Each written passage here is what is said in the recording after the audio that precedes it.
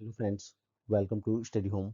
Friends, सामान्य विज्ञान top 1000 MCQs के इस वीडियो में आज का हमारा टॉपिक रहेगा तंत्रिका तंत्र एवं अंतःस्रावी तंत्र, और इसके अलावा हम जनन तंत्र और भ्रूण विकास से संबंधित क्वेश्चंस को आपके साथ डिस्कस करेंगे। फ्रेंड्स, ये क्वेश्चंस हमने कलेक्ट किए हैं पिछले 30 वर्ष के क्वेश्चन पेपर से, जो कि लगातार एग्जाम्स में रिपीट होते रहे हैं। तो फ्रेंड्स, बिना देरी किए आइए शुरुआत करते हैं क्वेश्चन नंबर 1 से। फ्रेंड्स, हमारा फर्स्ट क्वेश्चन है मानव शरीर का तापक्रम। ऑप्शंस हैं जाड़ों में घट जाता है या फिर गर्मियों में बढ़ जाता है, या ना ही जाड़ों में घटता है और ना ही गर्मियों में बढ़ता है, या फिर जाड़ों में बढ़ जाता है। यूपीपीएससीएस प्री री एग्जाम 2015 में पूछा गया था, तो काफ़ी इंपॉर्टेंट क्वेश्चन है। तो फ्रेंड्स, इसका सही आंसर है ऑप्शन सी। हमारे शरीर का तापक्रम ना ही जाड़ों में घटता है और ना ही गर्मियों में बढ़ता है। सबसे पहले जान लेते हैं कि एक स्वस्थ मनुष्य का जो सामान्य तापक्रम होता है वो 98.6 डिग्री फ़ारेनहाइट होता है, 98.6 डिग्री फ़ारेनहाइट। और डिग्री सेल्सियस की बात करें तो 37 डिग्री सेल्सियस होता है। इसको आपस में कन्वर्ट करने के लिए एक फार्मूला होता है, C/5 = F-32/9। इस फार्मूले के द्वारा हम तापक्रम को डिग्री सेल्सियस से फ़ारेनहाइट में और फ़ारेनहाइट को कन्वर्ट कर सकते हैं डिग्री सेल्सियस में। और इसके अलावा बात करें जो इंटरनेशनल जो पैमाना है, स्केल है तापक्रम नापने का, वो है केल्विन, और जिसको हम के से डिनोट करते हैं। तो अब बात आती है क्वेश्चन की। क्वेश्चन में दिया है कि शरीर का तापक्रम ना ही जाड़ों में घटता है ना ही गर्मियों में बढ़ता है, तो इसको नियंत्रित कौन करता है? फ्रेंड्स, इसको नियंत्रित करता है हमारे मस्तिष्क में मौजूद हाइपोथैलेमस भाग। हाइपोथैलेमस भाग हमारे शरीर को उच्च तापक्रम और निम्न तापक्रम के बीच में संतुलन बना के रखता है। अगर हमारे शरीर का तापक्रम उच्च होने लगता है, मीन्स ज़्यादा होने लगता है, तो हाइपोथैलेमस का एक भाग हमारी स्किन को संदेश भेजता है, और वहाँ से फिर पसीना बनना शुरू हो जाता है, और पसीना निकलने के बाद शरीर का जो तापमान है वो नीचे आने लगता है। इसी तरह से अगर शरीर का तापमान नीचे जाने लगता है, कम होने लगता है, तो हाइपोथैलेमस का दूसरा भाग संदेश भेजता है, और हमारी जो पेशीय तंत्र हैं उनके द्वारा जो टेम्परेचर है वो मेंटेन कर दिया जाता है। तो इस तरह से तापक्रम जो है हमारे शरीर का वो स्थिर बना रहता है, ना ही जाड़ों में घटता और ना ही गर्मियों में बढ़ता है, और इस काम को करता है हमारे मस्तिष्क का हाइपोथैलेमस भाग। नेक्स्ट क्वेश्चन है, सुई चुभने पर निम्नलिखित अंगों में कौन सा दर्द महसूस नहीं करेगा? ऑप्शंस हैं त्वचा, मस्तिष्क, हृदय, या फिर नेत्र। यूपीपीसीएस प्री एग्जाम 2017 में पूछा गया है। तो फ्रेंड्स, इसका सही आंसर है ऑप्शन बी, मस्तिष्क। हमारे मस्तिष्क में अगर हम सुई चुभेंगे तो हमें दर्द महसूस नहीं होगा, क्योंकि यहाँ पे पेन रिसेप्टर्स का अभाव होता है। पेन रिसेप्टर्स नहीं होते हैं, यानी कि दर्द ग्राहिकाएं जो होती हैं वो मस्तिष्क में नहीं पाई जाती, इसलिए हमको दर्द महसूस नहीं होगा। और इनके अलावा त्वचा में पेन रिसेप्टर्स होते हैं, मतलब त्वचा में सुई चुभने पे हमें दर्द महसूस होगा, हृदय में भी होगा और नेत्र में भी होगा। और यहाँ पे हमें एक चीज़ क्लियर कर लेनी चाहिए कि जो मस्तिष्क है वो खोपड़ी के अंदर होता है। अगर हम खोपड़ी में सुई चुभेंगे तो हमें दर्द महसूस होगा, हाँ, और लेकिन मस्तिष्क में सुई चुभने पर हमें दर्द महसूस नहीं होगा। तो इसका आंसर है ऑप्शन बी, मस्तिष्क। क्वेश्चन है, परितृप्ति एवं प्यास के केंद्र मानव मस्तिष्क के निम्नलिखित में से किस भाग में अवस्थित होते हैं? तो प्यास लगना और उसका तृप्त हो जाना, ये हमारे मस्तिष्क में कहाँ पे इसके लिए मैसेज आता है या इसके लिए मैसेज जाता है? तो फ्रेंड्स, इसके लिए सबसे पहले हम मस्तिष्क को देख लेते हैं। मानव मस्तिष्क का चित्र आप देख सकते हैं। मानव मस्तिष्क मस्तिष्क मेन रूप से 3 पार्ट में बटा होता है, फोर ब्रेन यानी अग्र मस्तिष्क, मिड ब्रेन यानी कि मध्य मस्तिष्क, और हिंड ब्रेन में पश्च मस्तिष्क। तो फोर ब्रेन का ही पार्ट होता है हाइपोथैलेमस। हाइपोथैलेमस में अवस्थित होता है इस चीज का केंद्र, प्यास का और परितृप्ति का। और इसके अलावा भूख, प्यास, ताप नियंत्रण, प्यार, घृणा आदि का केंद्र बिंदु मस्तिष्क में हाइपोथैलेमस ही होता है। और इसके अलावा रक्तदाब, जल के उपापचय, पसीना, गुस्सा आदि इसके द्वारा ही नियंत्रित होता है। तो इसका सही आंसर होगा हाइपोथैलेमस। हाइपोथैलेमस आप स्थिति देख सकते हैं इसकी, ये हमारे फोरब्रेन यानी कि अग्र मस्तिष्क का ही भाग होता है। नेक्स्ट है, मानव के मस्तिष्क में स्मरण क्षमता कहाँ होती है?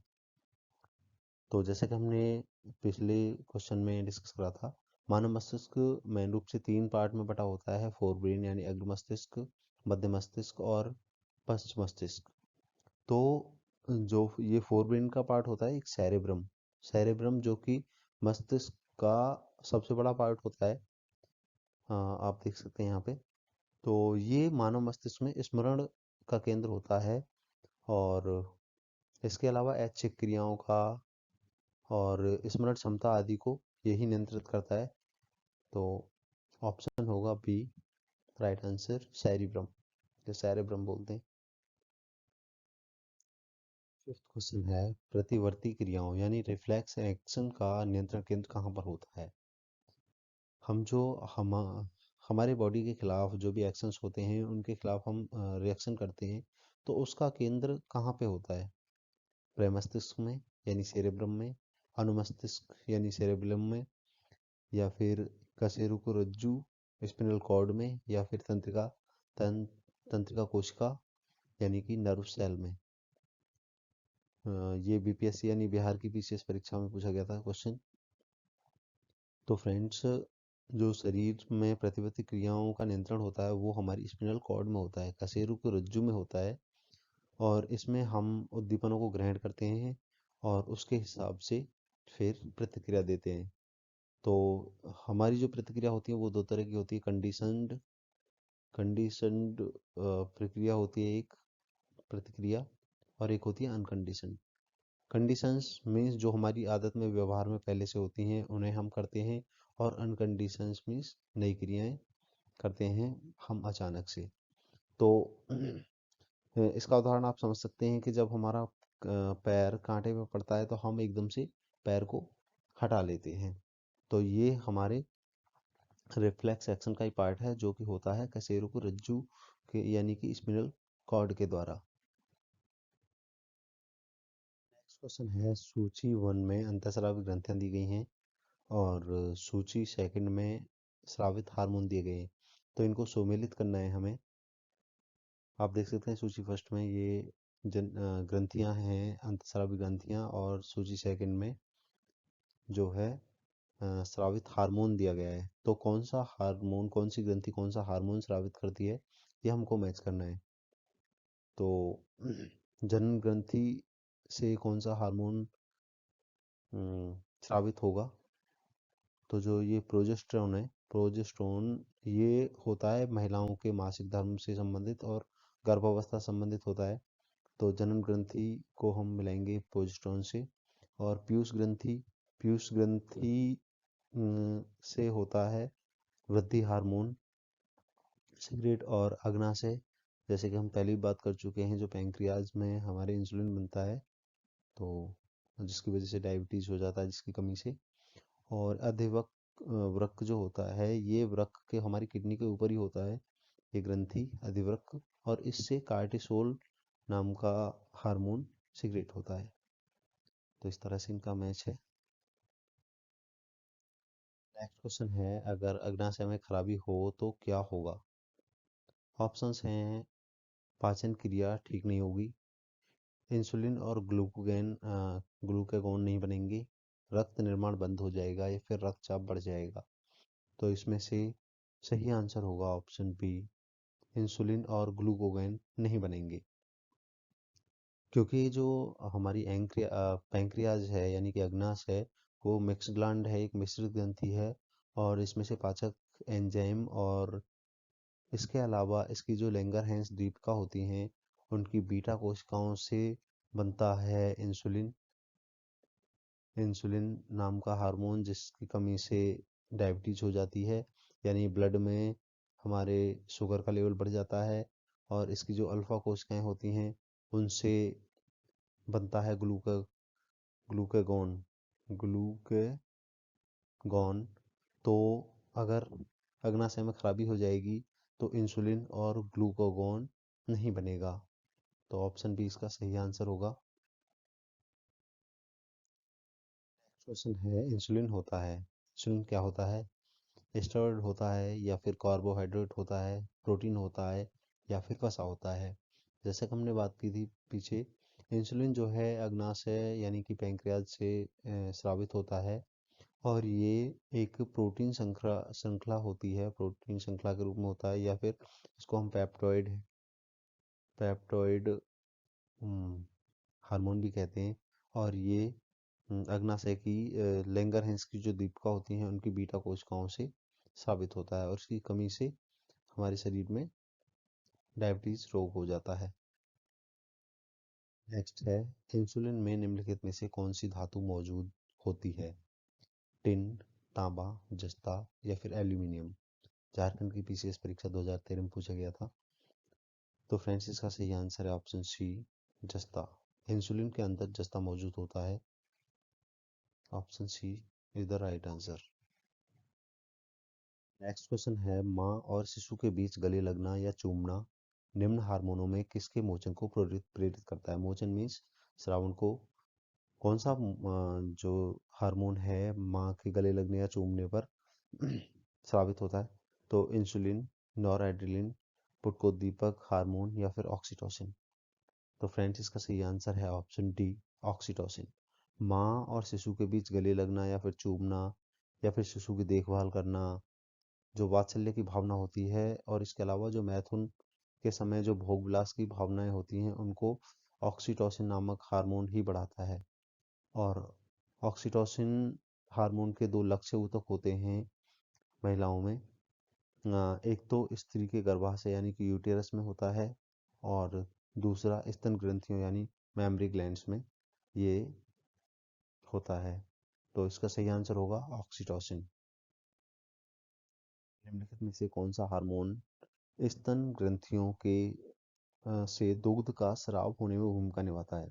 ऑप्शन हैं एड्रेनलिन, थायरोक्सिन, प्रोजेस्टेरोन या फिर ऑक्सीटोसिन या फिर इनमें से कोई नहीं या इनमें से एक से अधिक।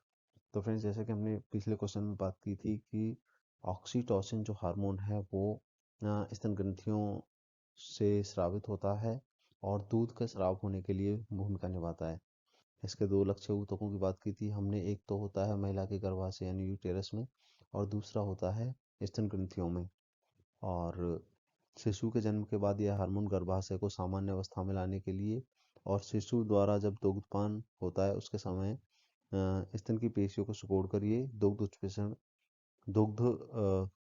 उत्प्रेषण को बढ़ाने का काम करता है। और इसके अलावा दूधिया जो होते हैं वो भी अपनी गाय भैंसों से ज़्यादा मात्रा में दूध प्राप्त करने के लिए कृत्रिम ऑक्सीटोसिन का इंजेक्शन लगाते हैं जिसको पिटोसिन भी कहा जाता है। तो इसका आंसर होगा option D, oxytocin. Next question है, उदकमेह यानी डायबिटीज इंसिपिडिस वाले व्यक्ति को प्राय प्यास लगती है, ये कथन और कारण से संबंधित क्वेश्चन है।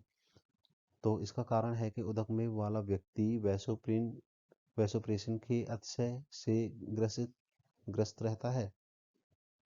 तो फ्रेंड्स इसका ये कूट के हिसाब से आंसर करना है हमें। तो इसका आंसर होगा ऑप्शन सी, ये तो सही है।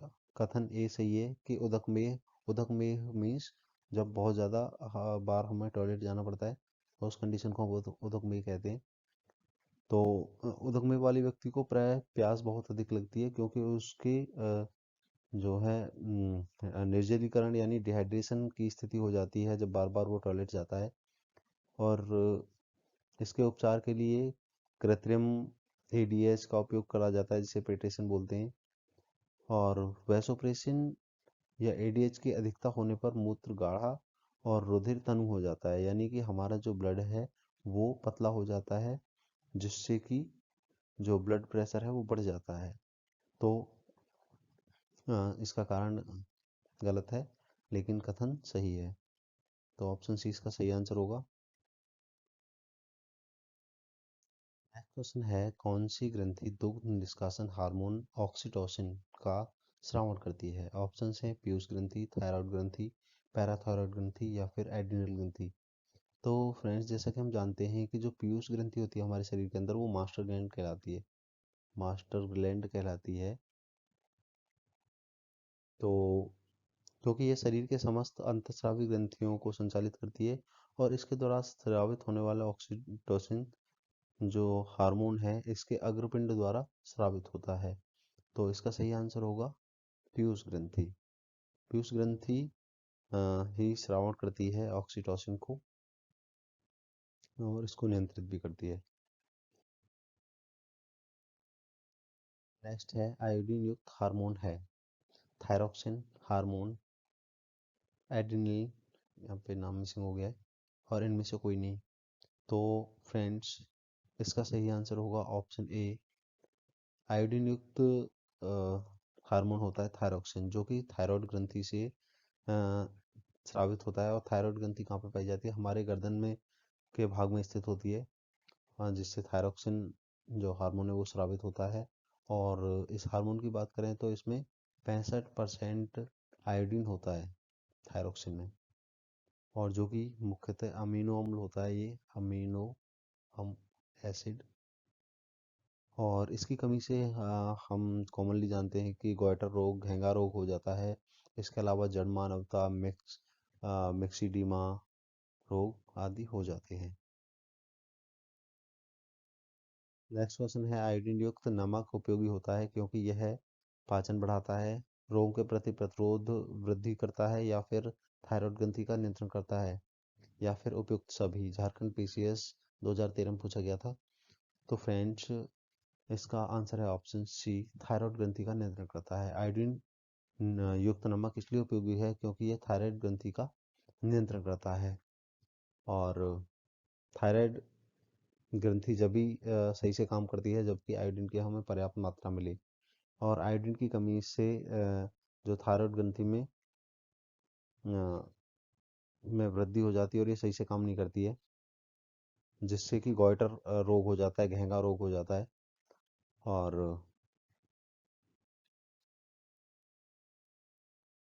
नेक्स्ट क्वेश्चन है कि कौन सा हार्मोन लड़ो और उड़ो हार्मोन कहलाता है? ऑप्शंस हैं इंसुलिन, एड्रेनलिन, एस्ट्रोजेन या फिर ऑक्सीटोसिन।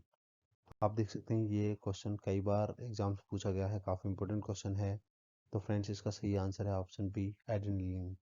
एड्रेनलिन नामक हार्मोन जो है वो एड्रिनल मेडुला से स्रावित होता है, और इसके स्राव से हृदय गति बढ़ जाती है, मतलब एट ए टाइम, और शरीर में उत्तेजना का अनुभव होता है। और अगर इस हार्मोन की कमी होती है मनुष्य के अंदर, तो वो मनुष्य जो वो व्यक्ति खिन्न रहने लगता है, मतलब उदास रहने लगता है, और ऐसे व्यक्तियों को कोकेन आदि औषधियाँ दी जाती हैं। और इसको उड़ो और लड़ो हार्मोन इसलिए कहा जाता है क्योंकि ये जो विषम परिस्थितियां होती हैं उनमें एकदम से अ, सही निर्णय लेने की क्षमता इसी हार्मोन के द्वारा शरीर के अंदर आती है हमारे। और इस इस हार्मोन के स्राव से, जैसे कि हमने बताया, कि हृदय गति बढ़ जाती है, और इससे ब्लड प्रेशर बढ़ जाता है, और हृदय स्पंदन यानी कि हार्ट बीट भी बढ़ जाती है। तो ये हार्मोन है एड्रेनलिन, लड़ो और उड़ो हार्मोन। नेक्स्ट क्वेश्चन है निम्नलिखित पर विचार कीजिए। फर्स्ट है, यह मानव शरीर की दूसरी सबसे बड़ी ग्रंथि है। दूसरा, इसका रस एक विशेष प्रकार की कोशिकाओं से स्रावित होता है और क्षारीय होता है। तीसरा, इसके रस को पूर्ण पाचक रस कहा जाता है। ये विशिष्ट गुण होते हैं किसके? यकृत के, प्लीहा के, अग्नाशय के, या फिर लार ग्रंथियों के। तो फ्रेंड्स, जैसा कि हम जानते हैं कि यकृत जो होता है, हमारे शरीर का लिवर जो होता है, मानव शरीर की सबसे बड़ी ग्रंथि होती है। लेकिन जो अग्नाशय होता है वो दूसरी बड़ी ग्रंथि होती है, अग्नाशय। जैसा कि दिया गया है यहाँ पे तीनों पॉइंट्स में, कि फर्स्ट पॉइंट है कि ये जो है मानव शरीर की दूसरी सबसे बड़ी ग्रंथि है। पहली ग्रंथि सबसे बड़ी लीवर होती है, दूसरी होती है अग्नाशय यानी पैंक्रियाज। और इसका जो रस है वो पूर्ण पाचक रस कहलाता है। तो इसका आंसर होगा ऑप्शन सी। और इसका रस एक विशेष प्रकार की कोशिकाओं से यानी अल्फा बीटा गामा इसमें कोशिकाएं होती हैं, उनसे इसमें हार्मोन्स और पाचक रस उत्पन्न होता है, और जो कि क्षारीय होता है। तो ऑप्शन सी अग्नाशय। 24वां क्वेश्चन है, निम्नलिखित में से मनुष्य के शरीर में कौन सी ग्रंथि वाहिनीहीन होती है? वाहिनीहीन यानी कि डक्टलेस होती है। इसमें यानी कि आप कह सकते हैं सीधी भाषा में कि इसमें नसें नहीं होती, नर्व्स नहीं होती। तो ये कौन सी ग्रंथि है? यकृत या पसीने की ग्रंथि या अंतःस्रावी ग्रंथि या फिर गुर्दा? तो फ्रेंड्स, इस तरह की ग्रंथि होती हैं जो डक्टलेस होती हैं, जिनमें नर्व्स नहीं होती, वो है अंतःस्रावी ग्रंथि।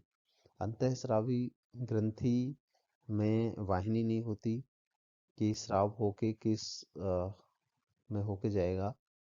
तो इसलिए इसमें जो हार्मोन्स होते हैं, इनसे जो स्रावित पदार्थ होते हैं, हार्मोन्स होते हैं, वो सीधे ऊतक द्रव्य में मुक्त होते हैं और रुधिर कोशिकाओं से रुधिर में पहुंचकर मानव शरीर में पूरे में संचारित रहते हैं।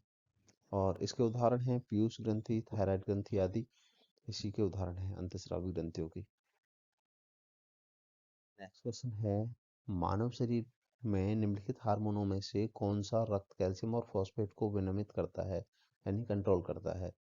तो ग्लूकागोन, वृद्धिकर हार्मोन या फिर परावोट यानी कि पैराथायरॉयड हार्मोन या फिर थायरोक्सिन? तो फ्रेंड्स, इसका सही आंसर है ऑप्शन सी, परावोट, जिसको हम बोलते हैं पैराथायरॉयड। जो पैराथायरॉयड हार्मोन है वो रक्त कैल्शियम और फॉस्फेट को विनियमित करता है। और ये कहाँ होती है हमारी पैराथायरॉयड ग्रंथि? ये पीले सरसों के रंग वाले ग्रंथि होती है, और ये गर्दन में पाई जाती है। जो थायराइड ग्रंथि होती है उसके ही बराबर में पैराथायरॉयड ग्रंथि पाई जाती है, और जिससे पैराथायरॉयड या फिर पराउट हार्मोन स्रावित होता है। और इसी हार्मोन की सहायता से ये रक्त में कैल्शियम और फॉस्फेट को विनियमित करते हैं, कंट्रोल करते हैं। तो इसका सही आंसर होगा ऑप्शन सी, पराउट हार्मोन। नेक्स्ट है, निम्नलिखित कथनों पर विचार कीजिए। कथन और कारण से संबंधित क्वेश्चन है ये। तो कथन है कि सोते समय तीव्र प्रकाश अवांछनीय है, मतलब अवांछनीय मीन्स अच्छा नहीं लगता या फिर उसकी जरूरत नहीं होती। तो इसका कारण है कि तीव्र प्रकाश में शरीर में मेलाटोनिन नाम का जो हार्मोन है उसका उत्पादन अधिक होता है। तो ये कूट के अकॉर्डिंग हमें आंसर करना है। तो फ्रेंड्स, जैसे कि हम जानते हैं कि जो मेलाटोनिन होता है निद्रा और जागने की क्रिया को नियंत्रित करने वाला हार्मोन होता है, और यह केवल रात में निकलता है। और मेलाटोनिन मानव मस्तिष्क में दोनों कानों के बीच में जो पीनियल ग्लैंड होती है, पीनियल ग्रंथि होती है, उससे थोड़ी मात्रा में निकलता है और बाद में रक्त में मिल जाता है। और क्योंकि पीनियल ग्लैंड सीधी आंखों से मिली होती है, आंखों से जुड़ी होती है, तो इसलिए अ, इसका सीधा संबंध आंखों से होता है। और इसको हम रात का या शाम का मतलब अंधेरे का हार्मोन भी कहते हैं, मेलाटोनिन को। तो जैसे जैसे शाम होती है मेलाटोनिन का स्राव शुरू हो जाता है, और हमें अच्छी नींद के लिए मेलाटोनिन का स्राव ज़रूरी होता है। और अगर हम लाइट जला के सोते हैं तो मेलाटोनिन उतने मात्रा में स्रावित नहीं हो पाता, हमें अच्छी नींद नहीं आ पाती है। तो इसलिए इसका आंसर होगा ऑप्शन सी, ए सत्य है लेकिन आर असत्य है। क्योंकि आर, ये कहा है आर में, कारण ये बताया है कि तीव्र प्रकाश में शरीर में मेलाटोनिन का उत्पादन अधिक होता है, जबकि तीव्र प्रकाश में नहीं होता, अंधेरे में मेलाटोनिन नाम का हार्मोन स्रावित होता है। तो इसका आंसर होगा ऑप्शन सी। नेक्स्ट क्वेश्चन है, मानव शरीर में सबसे छोटी अंतःस्रावी ग्रंथि कौन है? ऑप्शन है एड्रिनल, थायराइड, पैंक्रियाज या फिर पिट्यूटरी? तो फ्रेंड्स, इसका सही आंसर है ऑप्शन डी, पिट्यूटरी ग्लैंड। जो पिट्यूटरी ग्लैंड है वो मानव शरीर की सबसे छोटी अंतःस्रावी ग्रंथि मानी जाती है, जिसको हिंदी में पीयूष ग्रंथि बोलते हैं। पीयूष ग्रंथि, पीयूष ग्रंथि। और जो कि ये लाल और गोल होती है, वैसे लाल और भूरे रंग की होती है, भूरे लाल रंग की। और इसका जो भार है वो 0.5 से लेकर 1 ग्राम तक होता है। आधे ग्राम से लेकर 1 ग्राम तक इसका भार होता है और इसका व्यास 1 से लेकर 1.5 सेंटीमीटर तक होता है। और इसको मास्टर ग्रंथि भी बोलते हैं, मास्टर ग्लैंड भी बोलते हैं, क्योंकि इससे कई हार्मोन्स अन्य अंतःस्रावी ग्रंथियों को नियंत्रित करते हैं इसके। तो इसका सही आंसर है ऑप्शन डी, पिट्यूटरी ग्रंथि। नेक्स्ट क्वेश्चन है जनन से संबंधित। निषेचन यानी फर्टिलाइजेशन की क्रिया कहाँ पर होती है? ये मानव से संबंधित प्रश्न है। मानव में निषेचन क्रिया कहाँ पर होती है? अंडाशय गर्भाशय में यानी यूटेरस में, या फिर अंडवाहिनी यानी ओविडक्ट में, या फिर अंड ग्रंथि यानी ओवरी में, या फिर योनि मार्ग यानी वेजाइना में। तो फ्रेंड्स, इसका सही आंसर है ऑप्शन बी। जो निषेचन की क्रिया है वो अंडवाहिनी यानी ओविडक्ट में होती है। यहाँ पे जो नर का जो शुक्राणु होता है और मादा का अंडाणु होता है, निषेचन क्रिया के द्वारा जायगोट का निर्माण करते हैं। यहाँ पे जायगोट जायगोट का निर्माण करते हैं, जो कि डायप्लॉइड होकर यानी कि द्विगुणित हो जाता है। यहाँ पे द्विगुणित होता है और विकास करके शिशु का निर्माण करता है। और मनुष्य में जन्म का समय अगर हम देखें तो निषेचन के बाद इसमें 266 दिन का टाइम होता है। निषेचन क्रिया के बाद यानी कि 38 सप्ताह का टाइम होता है।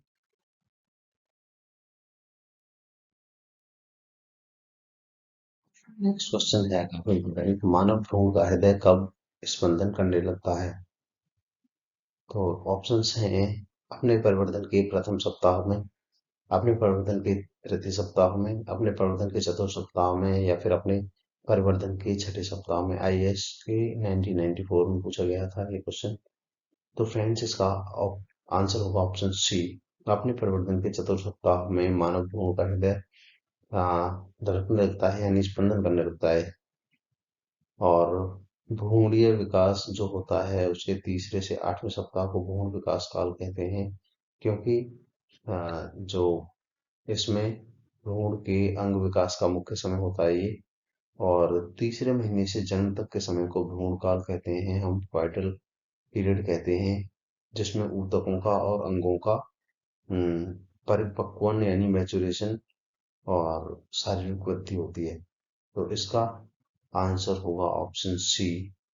आपने प्रवर्धन के चतुर्थ सप्ताह में मानव भ्रूण का हृदय यानी शिशु मतलब भ्रूण का हृदय जो है वो स्पंदन करने लगता है चौथे से 5वें सप्ताह में।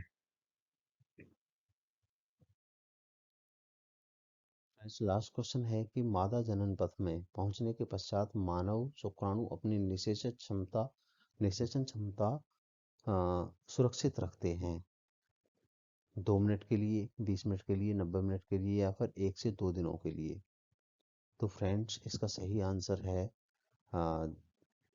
जब नर और मादा आपस में संभोग करते हैं तो जो मादा जनन पथ में पहुंचने के पश्चात मानव का शुक्राणु जो है वो 48 से 72 घंटे तक हम कह सकते हैं कि जिंदा रहता है। 48 से 72 घंटे तक उसमें निषेचन की क्षमता रहती है। इसके बाद वो खत्म हो जाता है।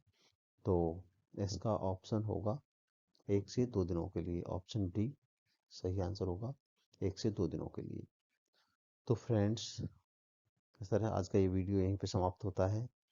इस वीडियो में हमने आपके साथ काफ़ी इंपॉर्टेंट चीज़ें डिस्कस की। अगर आपको ये वीडियो पसंद आई हो तो आप इसे लाइक कीजिएगा, दोस्तों के साथ शेयर कीजिएगा। और आई होप कि ये वीडियो आपके किसी भी एग्ज़ाम की दृष्टि से महत्वपूर्ण साबित होंगे और आपके लिए हेल्पफुल साबित होंगे। तो friends, thanks for watching. Please subscribe study home for this type of videos. Thanks.